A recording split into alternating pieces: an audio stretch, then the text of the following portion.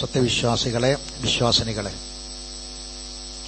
ജീവിതത്തിലുടനീളം അള്ളാഹുവിന്റെ നിയമനിർദ്ദേശങ്ങളെയും വിധിവിലക്കുകളെയും പൂർണ്ണമായും പാലിച്ച് തഖ്വയോടെ ജീവിക്കാൻ പരിശ്രമിക്കണമെന്ന് ഓർമ്മപ്പെടുത്തുകയാണ്, വസിയ്യത്ത് ചെയ്യുകയാണ്.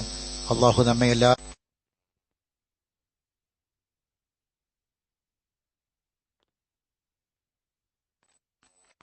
വീടുകളിൽ ഒരു അവധിക്കാലം ആഘോഷിക്കുകയാണ്.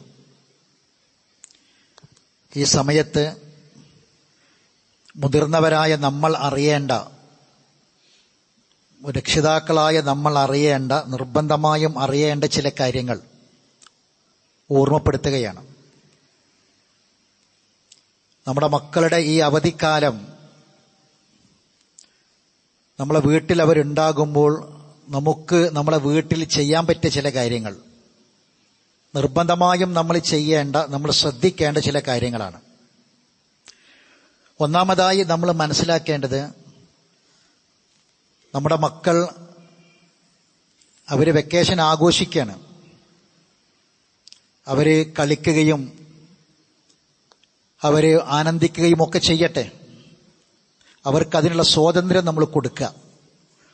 അവധിക്കാലം ഗവൺമെന്റ് പോലും അവധിക്കാലത്ത് പ്രത്യേക ക്ലാസുകൾ പാടില്ല എന്ന് സർക്കുലർ ഇറക്കിയിട്ടുണ്ട്. അപ്പോ കുട്ടികൾ അവരാഘോഷിക്കട്ടെ. ഒരിക്കലും നമ്മൾ ശാപവാക്കുകൾ മക്കൾക്കെതിരിൽ പറഞ്ഞു പോകരുത്.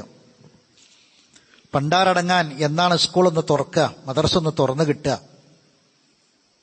എന്ന വാക്ക് നമ്മൾ പറയരുത്. 6 പ്രാർത്ഥനകൾ ഹറാമാണ്, പ്രാർത്ഥിക്കാൻ പാടില്ല. അതിലൊന്നാണ് മാതാപിതാക്കൾ മക്കൾക്ക് എതിരിൽ പ്രാർത്ഥിക്കുക, ശാപത്തിന്റെ പ്രാർത്ഥന. അതാണ് പണ്ടാരടങ്ങട്ടെ എന്നൊക്കെ പറഞ്ഞാൽ ശാപമാണ്. പണ്ടാരടങ്ങാൻ എന്നാണ് ഇതൊന്ന് തുറന്നു കിട്ടുക, ഇവരെ കൊണ്ടാകെ സ്വീപ്പായി എന്ന് പറയുന്ന രൂപത്തിൽ മക്കൾക്ക് എതിരിൽ പ്രാർത്ഥിക്കുന്ന പ്രാർത്ഥന ഒരിക്കലും നമ്മളിൽ നിന്നുണ്ടാകാൻ പാടില്ല. പലപ്പോഴും പല കുട്ടികളും വഴി തെറ്റിയതുപോലും ഈ പ്രാർത്ഥന കൊണ്ടായിരിക്കാം. പിന്നീട് അങ്ങനെ നമ്മൾ പറഞ്ഞാൽ, ശാപത്തിന്റെ പ്രാർത്ഥന പ്രാർത്ഥിച്ചു കഴിഞ്ഞാൽ പിന്നെ അവര് നന്നാവണമെന്നില്ല, കൂമ്പൊടിഞ്ഞു പോകും.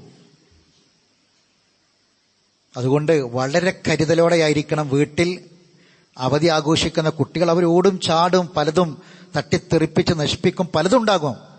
പക്ഷെ ഒരിക്കലും നല്ല നിലക്ക് പറഞ്ഞ് മനസ്സിലാക്കുകയല്ലാതെ ഒരിക്കലും ശാപത്തിന്റെ പ്രാർത്ഥനയും ശാപത്തിന്റെ വാക്കുകളും പറഞ്ഞു പോകരുത്. പ്രത്യേകം ശ്രദ്ധിക്കേണ്ട കാര്യമാണ്. അവിടെ ജീവിതം മുഴുവൻ നഷ്ടപ്പെട്ടു പോകും. അവധിക്കാലത്ത് ശ്രദ്ധിക്കേണ്ട മറ്റൊരു കാര്യം, മദ്രസ പഠനം നന്നായി നമ്മളൊന്ന് ശ്രദ്ധിക്കുക. ഈ സമയം ഉപയോഗപ്പെടുത്തുക. അവധിക്കാലം വാപ്പ ആരാണ്, ഉമ്മ ആരാണ് എന്ന് മക്കൾക്ക് പഠിപ്പിച്ചു കൊടുക്കുന്ന വേറെ ഒരു കരിക്കുലവും മദ്രസ അല്ലാതെ വേറില്ല. ആരാണ് വാപ്പ, ആരാണ് ഉമ്മ, എങ്ങനെയാണ് പെരുമാറേണ്ടത്, എന്താണ് ദീൻ, എന്താണ് മതം, എങ്ങനെയാണ് ജീവിക്കേണ്ടത് തുടങ്ങിയിട്ടുള്ള കാര്യങ്ങൾ പഠിപ്പിച്ചു കൊടുക്കുന്നത് മദ്രസയാണ്. അതുകൊണ്ട് മദ്രസയുടെ കാര്യം പ്രത്യേകം നമ്മൾ നന്നായി ശ്രദ്ധിക്കണം. മദ്രസയിൽ പഠിപ്പിക്കുന്നതിന് എതിരിൽ വീട്ടിൽ ഒന്നുണ്ടാകാൻ പാടില്ല. രക്ഷിതാക്കൾ നിർബന്ധിക്കാൻ പാടില്ല. അങ്ങനെ പറഞ്ഞാലുള്ള പ്രശ്നം എന്താണെന്നറിയോ? പിന്നെ ആ കുട്ടികൾക്ക് മദ്രസക്ക് ഒരു പ്രസക്തിയും കുട്ടികൾ കൊടുക്കൂല. മദ്രസയിൽ നിന്ന് പഠിപ്പിക്കുന്ന കാര്യങ്ങൾ, മദ്രസയിൽ നിന്ന് ഗൗരവത്തോടെ പറയുന്ന കാര്യങ്ങൾ ഗൗരവത്തോടെ തന്നെ. കുട്ടികളുടെ വേഷവിധാനങ്ങൾ, മദ്രസ ഉസ്താദുമാര് പറയും കല്യാണത്തിന് പോകുമ്പോൾ എങ്ങനെ, പുറത്തു പോകുമ്പോൾ എങ്ങനെ എന്നൊക്കെ പറഞ്ഞാൽ, നമ്മളായിട്ട് ഒരു വസ്ത്രം വാങ്ങിക്കൊടുത്ത്, കല്യാണമല്ലേ, അപ്പൊ കുട്ടികൾ പറയും, പുറത്തിറങ്ങിയാല് മദ്രസയിൽ എൻ്റെ കൂടെ പഠിക്കണ വേറെ കുട്ടികളുണ്ടാവും, ഉസ്താദുമാരുണ്ടാവും, മദ്രസ എന്ന് പറഞ്ഞിട്ടുണ്ട് ഇങ്ങനെ പോകരുതെന്ന്. അത് ഉസ്താദുമാരാരും കാണൂല. കല്യാണത്തിനല്ലേ നമ്മൾ പോണത്, ഈ തൽക്കാലത്ത് ഇട്ടോ. പണ്ടല്ല ഒരു ജീൻസും അതിന്റെ മേലെ ഒരു ടീഷർട്ടൊക്കെ ഇട്ട് പെൺകുട്ടികളെ പേരിന് ഒരു മഫ്തിട്ട് കൊടുത്തിട്ട് കൊണ്ടുപോകുന്ന ശീലം, ചുണ്ടിൽ ചായം തേച്ച് അങ്ങനെ കുട്ടികളെ പുറത്തേക്ക് കൊണ്ടുപോകുന്നു. ഇപ്പൊ മദ്രസയിൽ ഉസ്താദുമാര് പറയുന്നതിന് നേരെ എതിരെ, ഉസ്താദ് കാണൂലല്ലോ, തൽക്കാലം ഇപ്പൊ കല്യാണത്തിനല്ലേ ഇതൊക്കെ ഇട്ട് പോകാം എന്ന് പറയുമ്പോ മദ്രസയിൽ എന്താണോ പഠിപ്പിക്കുന്നത് അതിന് എതിരിൽ വീട്ടിൽ മാതാപിതാക്കൾ പറയുന്ന നിർബന്ധിക്കുന്ന ഒരു അവസ്ഥ ഒരിക്കലും ഉണ്ടാകാൻ പാടില്ല. അങ്ങനെ ഉണ്ടായാൽ അവിടെ പഠിപ്പിക്കണ വേറെ കാര്യങ്ങളൊക്കെ ഇത് മാത്രമല്ലല്ലോ, മറ്റ് കാര്യങ്ങളെയും കുട്ടികൾ ആ രൂപത്തിൽ മാത്രമേ കാണുള്ളൂ. അതുകൊണ്ട് വളരെയധികം ഗൗരവത്തോടെയാണ് നമ്മൾ ഈ കാര്യം ശ്രദ്ധിക്കേണ്ടത്.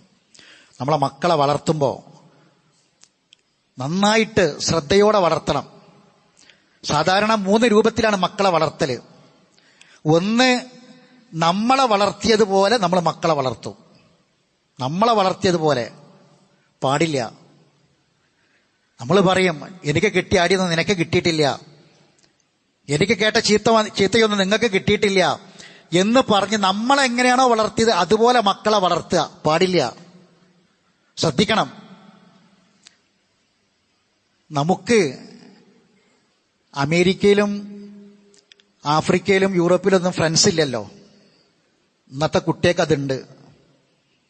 കാലഘട്ടം അതാണ്. ഇന്നത്തെ കുട്ടികൾക്ക് അമേരിക്കയിലും യൂറോപ്പിലും ആഫ്രിക്കയിലൊക്കെ ഫ്രണ്ട്സ് ഉണ്ട്. അവരെന്നും ബന്ധപ്പെടുന്നുണ്ട്, സംസാരിക്കുന്നുണ്ട്. അവർക്കൊരു വലയമുണ്ട്, കൂട്ടുകെട്ടുണ്ട്. നമുക്കതുണ്ടായിരുന്നോ? ഉണ്ടായിരുന്നില്ല. തെറ്റുകൾ, മോശപ്പെട്ട കാര്യങ്ങൾ നമ്മളെ കൈകളിലേക്ക് വളരെ സാവകാശം എത്തിയിരുന്നുള്ളൂ. വളരെ സാവകാശം. കാണാൻ പാടില്ലാത്ത ഫോട്ടോകളും ചിത്രങ്ങളും ഒക്കെ ഉള്ള ഒറ്റപ്പെട്ട ചില പുസ്തകങ്ങളും ചില കാര്യങ്ങളൊക്കെ അത് അതിൻ്റെതായ ആൾക്കാരിലൂടെ അങ്ങോട്ട് പോയിരുന്നു, അല്ലേ? അതങ്ങനെ പോയിരുന്നു. ഇന്ന് എല്ലാവർക്കും എല്ലാം കാണാം. ചെറിയ 3, 4, 5, 10 വയസ്സുള്ള കുട്ടികളെ കയ്യിലൊക്കെ ഉണ്ട്. അവരത് കാണുന്നുമുണ്ട്. വേണ്ടാത്ത കാര്യങ്ങൾ നമ്മളിലേക്ക് വളരെ വേഗിയാ എത്തിയത്. പക്ഷെ ഇന്നത്തെ തലമുറയിലേക്ക് അതല്ല, വളരെ വേഗത്തിലാണ് അവരെ കൈകളിലേക്ക് എത്തുന്നത്. അതുകൊണ്ട് നമ്മളെ വളർത്തിയതുപോലെ അല്ല നമ്മളെ മക്കളെ വളർത്തേണ്ടത്.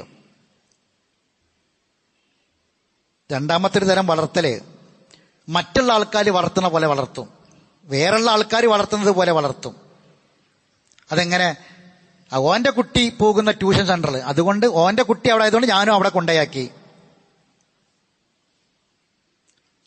അവന്റെ കുട്ടി പഠിക്കുന്നിടത്ത് അല്ലെങ്കിൽ ആ വിദ്യാഭ്യാസം അത് ഞാൻ അവന് കൊടുത്തു.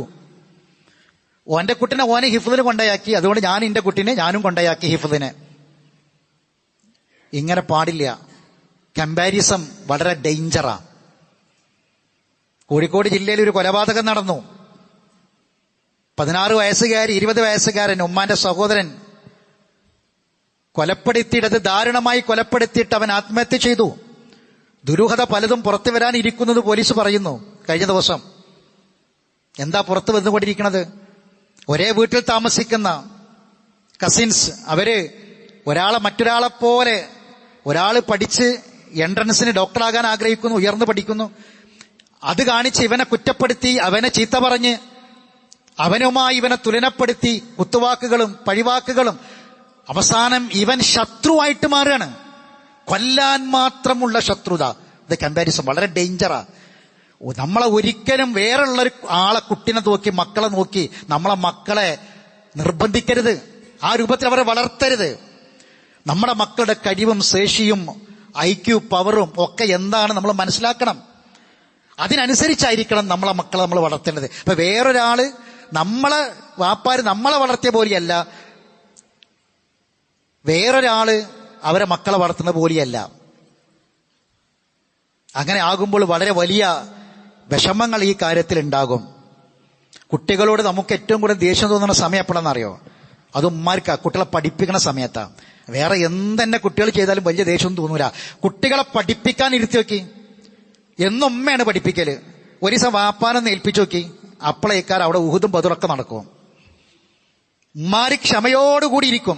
ഉമ്മാർക്കും ദേഷ്യം പിടിക്കലെപ്പോഴാ? കുട്ടികളെ പഠിപ്പിക്കാനിരിക്കുന്ന സമയത്താ. പെട്ടെന്ന് ദേഷ്യം പിടിക്കും ഉമ്മാർക്ക്.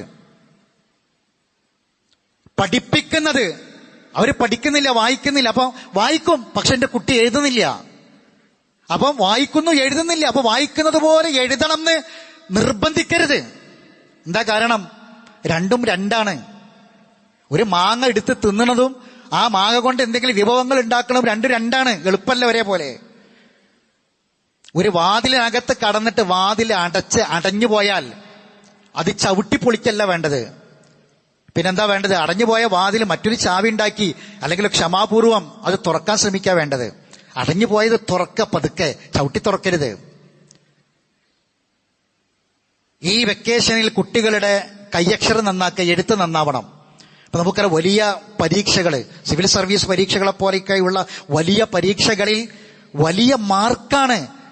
കയ്യക്ഷരത്തിന് മാർക്കുള്ള പരീക്ഷകളുണ്ട്, വലിയ പരീക്ഷകൾ. കയ്യക്ഷരം നന്നാക്കണം. അപ്പൊ ഈ വെക്കേഷനിൽ കുറച്ച് സമയം കുട്ടികളെ കൂടി ഇരുന്ന്, എഴുത്തറിയാത്ത കുട്ടികളെ എഴുത്ത് പഠിപ്പിച്ച്, എഴുത്തറിയുന്നവർ തന്നെ കയ്യക്ഷരം നല്ലതല്ലെങ്കിൽ ആ കയ്യക്ഷരം നന്നാക്കാൻ. ഇപ്പൊ നമ്മളെ കുട്ടികൾ പഠിക്കുന്നു, എഞ്ചിനീയറിങ്ങിന്, ഡോക്ടറാകാൻ, സിവിൽ സർവീസിനൊക്കെ പഠിക്കുന്നു. എല്ലാവരും പഠിക്കണ പോലെ നമ്മളെ കുട്ടികളും പഠിക്കുന്നു, അവരെക്കാൾ ഉഷാറ. പക്ഷെ നമ്മളെ കുട്ടി 1 മാർക്കിന് 1/2 മാർക്കിനൊക്കെ റാങ്ക് ലിസ്റ്റിൽ താഴോട്ട് പോകും. അപ്പൊ ഈ കിട്ടിയതൊരു മാർക്ക്, 2 മാർക്ക്, 5 മാർക്ക് കയ്യക്ഷരത്തിനാണ് കിട്ടിയത്. ആ കയ്യക്ഷരം ശരിയല്ലെങ്കിൽ ആ മാർക്ക് നമ്മളെ മക്കൾക്ക് പോയില്ലേ? അപ്പൊ ഈ വെക്കേഷനിൽ അതിനൊക്കെയുള്ള ഒരു സമയം കണ്ടെത്താൻ നമുക്ക് സാധിക്കണം. മൂന്നാമത്തെ വളർത്തൽ എന്ന് പറയണത് കുട്ടികൾക്ക് തോന്നിയ പോലെ വളർത്തുക. അതും പാടില്ല. നമ്മളെ വളർത്തിയ പോലെയും പാടില്ല, വേറെ ആ കുട്ടികളെ വളർത്തുന്ന പോലെയും പാടില്ല. നമ്മളെ കുട്ടികളുടെ ഇഷ്ടത്തിനനുസരിച്ച് ഓരെ വളർത്തുക, അതും പാടില്ല. ആ വളർത്തലും തെറ്റാ. കുട്ടികൾ പറയും, ഞാനിനി മദ്രസയിൽ പോണില്ല, 5ാം ക്ലാസ് കഴിഞ്ഞ്, പൊതുപരീക്ഷ കഴിഞ്ഞ്, ഇനി മതി മദ്രസ്. ഓളും പോണില്ല, അവരും പോണില്ല, ഞാനും പോണില്ല. അപ്പൊ ഉമ്മ പറയും, വാപ്പാനോട് ചോദിക്കട്ടെ എന്ന്. വാപ്പാനോട് ചോദിച്ച് ഫോൺ ചെയ്ത്, വാപ്പ പുറത്താണ്, വിദേശത്താണ്. വാപ്പാട് ചോദിച്ചു, വാപ്പ പറഞ്ഞോ, എന്നാ പിന്നെ ഓലാരും പോണില്ലെങ്കിൽ എന്നാല് ഓള് പോണില്ല എന്ന് പറയണ, എന്നാ ഓള് പോണ്ട. ഈ കുട്ടികളുടെ ഇഷ്ടത്തിനനുസരിച്ച് നമ്മൾ മക്കളെ വളർത്തിയാൽ ഉണ്ടാകാൻ പോകുന്നത് ഭാവിയിൽ പലതും നമ്മൾ സഹിക്കേണ്ടി വരും. കുട്ടികൾ പറയും, ഞാൻ ഇവനെ തന്നെ കിട്ടുള്ളൂ, ഞാൻ ഇന്ന ആളെ തന്നെ കിട്ടുള്ളൂ, ഓ നമ്മളെ മതല്ല, ദീനിന്റെ പുറത്താണ്, എനിക്ക് അവൻ തന്നെ മതി എന്ന് പറയും. മക്കള് വാശി പിടിക്കുന്നൊരവസ്ഥയിലേക്ക് എത്തിപ്പെടും. അതുകൊണ്ട് മൂന്നാമത്തെ വളർത്തലും കുട്ടികൾക്ക് തോന്നിയ പോലെ കുട്ടികളെ വളർത്തുന്നതും ശരിയല്ല. അവർക്ക് ഇഷ്ടമുള്ള കോഴ്സിന് ചേരണം, ഞാനതിനെ ചേരുള്ളൂ എന്ന് വാശി പിടിക്കും. അവരങ്ങനെ അവർക്ക് ഇഷ്ടമുള്ള പോലെ ചെറുപ്പത്തിലെ മക്കളുടെ ഇഷ്ടത്തിനനുസരിച്ച് വളർത്തിയുള്ള പ്രശ്നം അതാണ്. ഒരു രക്ഷിതാവ് വിളിച്ചിട്ട് പറഞ്ഞു, ആ കുട്ടി ലക്ഷങ്ങൾ മുടക്കിയുള്ള ഒരു കോഴ്സിന് ചേരുക, ഒരു പെൺകുട്ടി, അവള് വാശി പിടിക്കുക. അപ്പൊ അയാളുടെ ആവലാതി എന്താന്ന് ചോദിച്ചാൽ, ആ കോഴ്സ് പാസ്സായാൽ അവൾക്ക് കിട്ടുന്നത് 5 സ്റ്റാർ ഹോട്ടലുകളിലാണ് ജോലി. നല്ല ശമ്പള, മാസത്തിൽ 1 ലക്ഷത്തിന് മേലെ ശമ്പളമൊക്കെ ഉണ്ട്. പക്ഷെ മദ്യം വിളമ്പുന്ന 5 സ്റ്റാർ ഹോട്ടലുകളിലാണ് ഇവള് പഠിച്ചാൽ, ഈ കോഴ്സ് പഠിച്ചു കഴിഞ്ഞാൽ ജോലി കിട്ടാനുള്ളത്. അതിനെന്നെ പഠിക്കണം എന്ന് അവള് വാശി പിടിക്കാണ്. ഞാൻ പറഞ്ഞു, മോളെ, നീ ഇതിന് പഠിച്ചു കഴിഞ്ഞാൽ നിനക്ക് കിട്ടാൻ പോകുന്ന ജോലി ഇതാണ്, അത് ഹറാമാണ്. മദ്യം വിളമ്പുന്ന സദസ്സിൽ അത്രയുള്ള കേന്ദ്രങ്ങളിൽ നമുക്ക് പറ്റൂല, ജോലി പറ്റൂല. അപ്പൊ അതിനെന്നെ വാശി പിടിക്കാണ്. അപ്പൊ മക്കളുടെ ഇഷ്ടത്തിനനുസരിച്ച് മക്കളെ വളർത്തിയാൽ ഇത്തരം ദുരനുഭവങ്ങൾ നമ്മളെ തേടി വരും. അതുകൊണ്ട് സഹോദരങ്ങളെ, നമ്മൾ നന്നായി ശ്രദ്ധിക്കണം. ആൺകുട്ടികളുടെ കാര്യത്തിൽ പ്രത്യേകിച്ച്. ഇപ്പൊ നമ്മളിങ്ങനെ അങ്ങാടിയിൽ ഇങ്ങനെ നോക്കിയിട്ട്, നിങ്ങൾ സ്കൂട്ടർ, 3 കുട്ടികളില്ലാത്ത സ്കൂട്ടർ പോണില്ല, പതുക്കെ ഒരു സ്കൂട്ടറും പോണില്ല. 18 വയസ്സ് തികയാത്ത, ലൈസൻസ് കിട്ടാത്ത കുട്ടികൾക്ക് സ്കൂട്ടർ കൊടുത്ത് അപകടം വരുത്തി കഴിഞ്ഞ ദിവസം വാപ്പയും ഉമ്മയും ജയിലിൽ പോയി കിടക്കണം. നമുക്ക് താങ്ങാൻ പറ്റാത്ത ഫൈനാണ് ഇപ്പൊ നിലവിലുള്ളത്, മോട്ടോർ വകുപ്പ് ചുമത്തിയിട്ടുള്ളത്. ഇങ്ങനെ ഇവർ അശ്രദ്ധമായി ഓടിച്ചിട്ട് അപകടം പറ്റി ഒരു കുടുംബത്തില് ഒരു ജീവൻ നഷ്ടപ്പെടുകയാണ്. 16 വയസ്സായ നമ്മളെ മക്കൾ ഓടിച്ച സ്കൂട്ടർ തട്ടിയിട്ട് ഒരു കുടുംബത്തിൽ നഷ്ടം സംഭവിക്കാൻ മരിക്കുകയാണ്. ഇത്തരം നിയന്ത്രണം വിട്ട പോക്കുകൾ നമ്മൾ കാണാണ് സഹോദരങ്ങളെ. അതുകൊണ്ട് ഒരു കരുതലും ശ്രദ്ധയും അത് വളരെ വലുതാണ്. പണ്ടൊക്കെ ഒരു സിനിമക്ക് പോയി എന്ന് പറഞ്ഞാൽ അതിനാത്രം വലിയൊരു തെറ്റൊന്നും വേറെ ഇല്ലേനി. ഇപ്പൊ കഴിഞ്ഞ ദിവസം ഇറങ്ങിയ ഒരു പുതിയ സിനിമക്ക് കൂട്ടുകാരോടൊപ്പം ഒരുമിച്ച് സിനിമക്ക് പോയിട്ട് പെൺകുട്ടികളടക്കം സിനിമക്ക് പോയിട്ട് അതിന്റെ റീലിടാണ്. സിനിമാ ഹാളിൽ വെച്ച് സിനിമ കണ്ടതിന്റെ അതിന്റെ റീലിട്ട് സിനിമനെ പറ്റി അഭിപ്രായം പറഞ്ഞ് അത് സോഷ്യൽ മീഡിയയിൽ ഇടാണ്. ഇതിന്റെ അർത്ഥം എന്താ? നമ്മളെ പെൺകുട്ടികള്, മുസ്ലിം പെൺകുട്ടികള്. അപ്പം അത് കിട്ടണമെന്നുണ്ടെങ്കിൽ വീട്ടില് പേടില്ല, വാപ്പാനെ പേടില്ല, ഉമ്മാനെ പേടില്ല, നാട്ടുകാരെ പേടില്ല, ആരറിഞ്ഞാലും പേടില്ല. ആ അവസ്ഥയിലേക്ക് പെൺകുട്ടികളടക്കം മാറിപ്പോകുന്നു. അതുകൊണ്ട് സഹോദരങ്ങളെ, വളരെ കരുതലോടെ നമ്മൾ ശ്രദ്ധിക്കണം. ഈ വെക്കേഷൻ സമയത്ത് കുട്ടികൾ നമ്മളെ നല്ലോണം നിരീക്ഷിക്കും.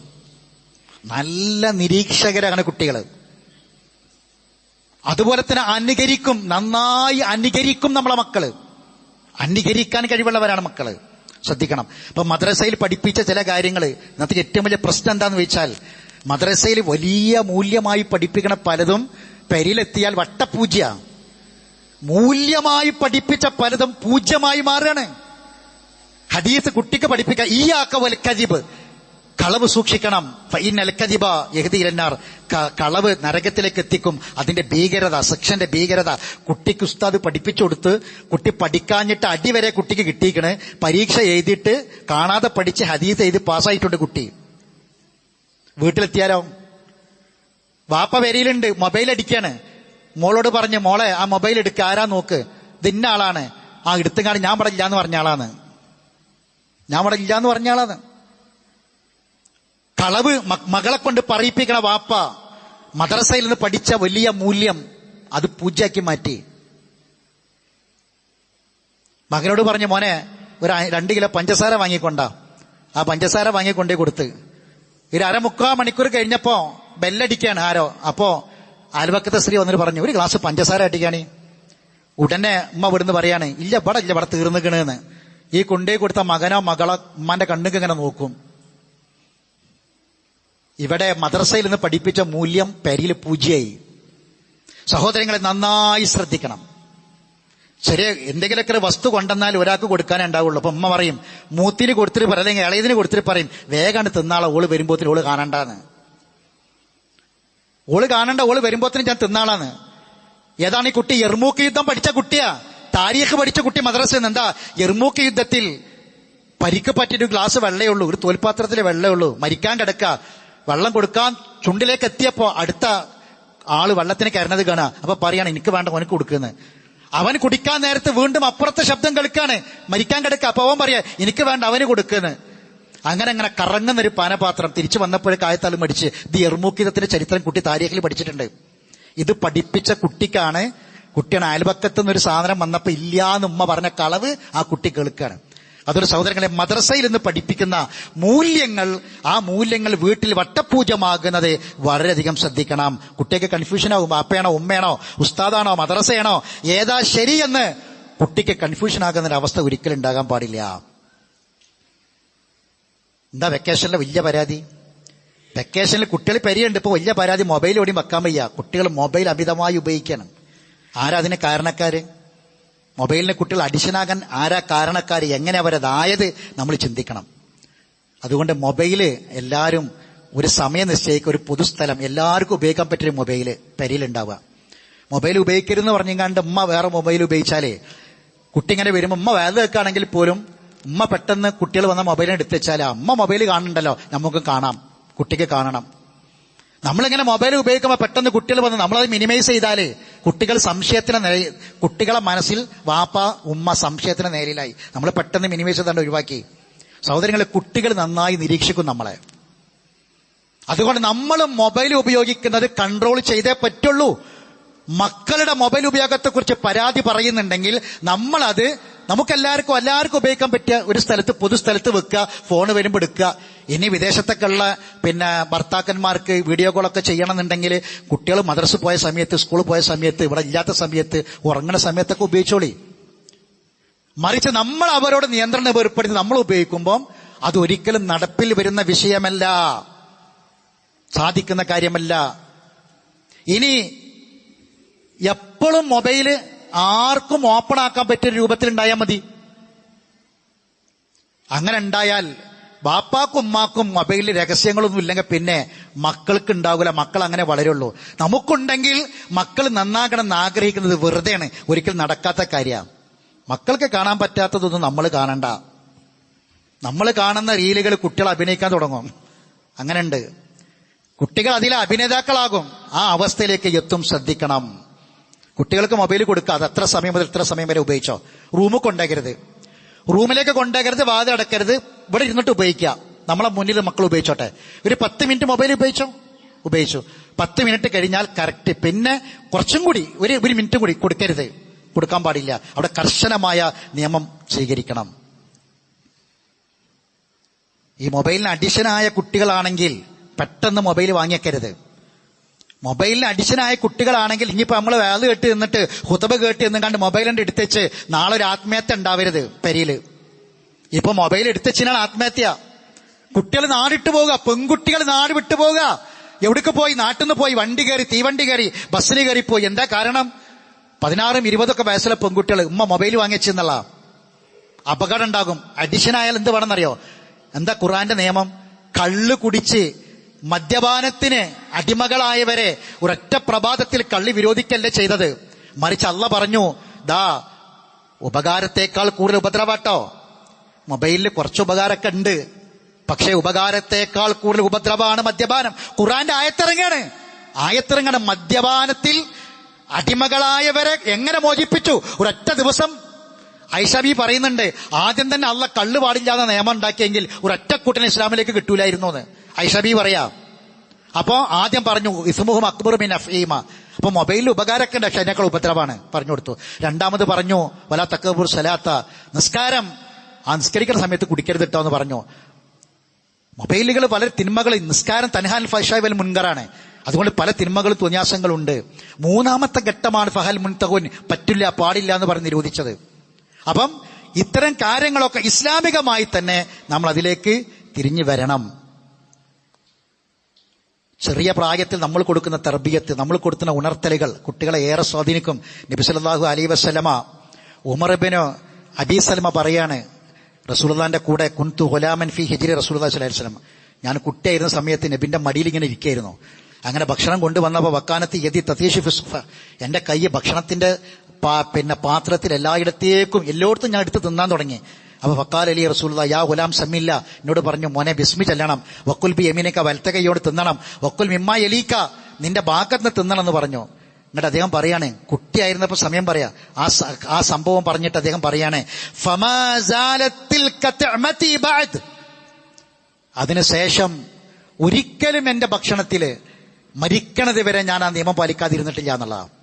അപ്പൊ സഹോദരങ്ങളെ, നമ്മൾ കൊടുക്കുന്ന ചെറിയ പ്രായത്തിലേക്ക് കൊടുക്കുന്ന തർബിയത്ത്, ആ കുട്ടികൾക്ക് കൂടെ നിർദ്ദേശങ്ങൾ ആ കുട്ടികൾ നന്നാവാൻ കാരണമായി തീരും, മരണം വരെ നന്നാക്കാൻ കാരണമായി തീരും. നമ്മുടെ ചെറിയ അശ്രദ്ധയും നമ്മുടെ അവിവേകവും നമ്മളെ കുട്ടികളുടെ ഭാവിയെ നശിപ്പിക്കും.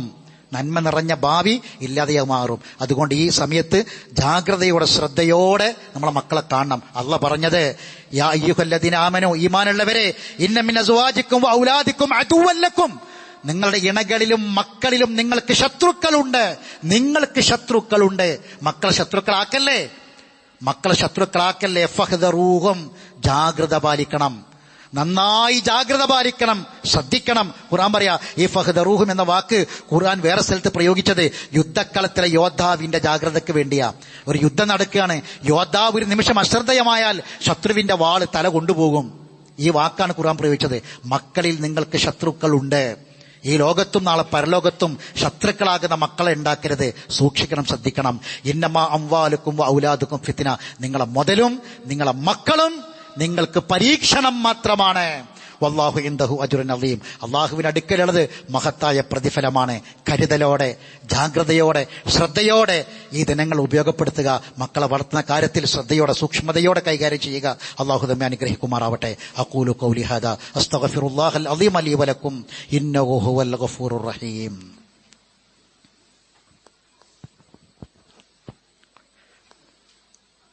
അൽഹംദുലില്ലാഹി റബ്ബിൽ ആലമീൻ, വസ്സലാത്തു വസ്സലാമു അലാ അഷ്റഫിൽ അംബിയാഇ വൽ മുർസലീൻ നബിയിനാ മുഹമ്മദിൻ വഅലാ ആലിഹി വഅസ്ഹാബിഹി അജ്മഈൻ. അമ്മാ ബഅദ്.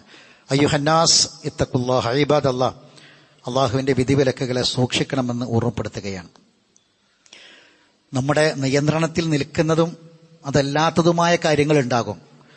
വെറുതെ നമ്മൾ ആലോചിച്ച് ടെൻഷൻ അടിച്ച് ഡിപ്രഷൻ അടിച്ച് ഉള്ള സമയങ്ങളും സന്ദർഭങ്ങളും നഷ്ടപ്പെടുത്തരുത്. നമ്മുടെ നിയന്ത്രണത്തിലുള്ള കാര്യങ്ങളും നിയന്ത്രണത്തിൽ ഇല്ലാത്ത കാര്യങ്ങളുണ്ട്. പുറത്ത് നല്ല വെയിലാണ്, ചൂടാണ്, അതിശക്തമായ വെയിൽ. 11 മണി മുതൽ 3 മണി വരെ പുറത്തിറങ്ങുന്നത് ശ്രദ്ധിക്കണം എന്ന് പറഞ്ഞിട്ടുണ്ടെങ്കിൽ, ആ 11 മണി മുതൽ 3 മണി വരെ പുറത്ത് വെയിൽ എന്നത് നമ്മളെ നിയന്ത്രണത്തിലല്ല. പക്ഷെ ഒരു കൊട എടുക്കുക എന്നുള്ളത് നമ്മളെ നിയന്ത്രണത്തിലുള്ള കാര്യമാണ്.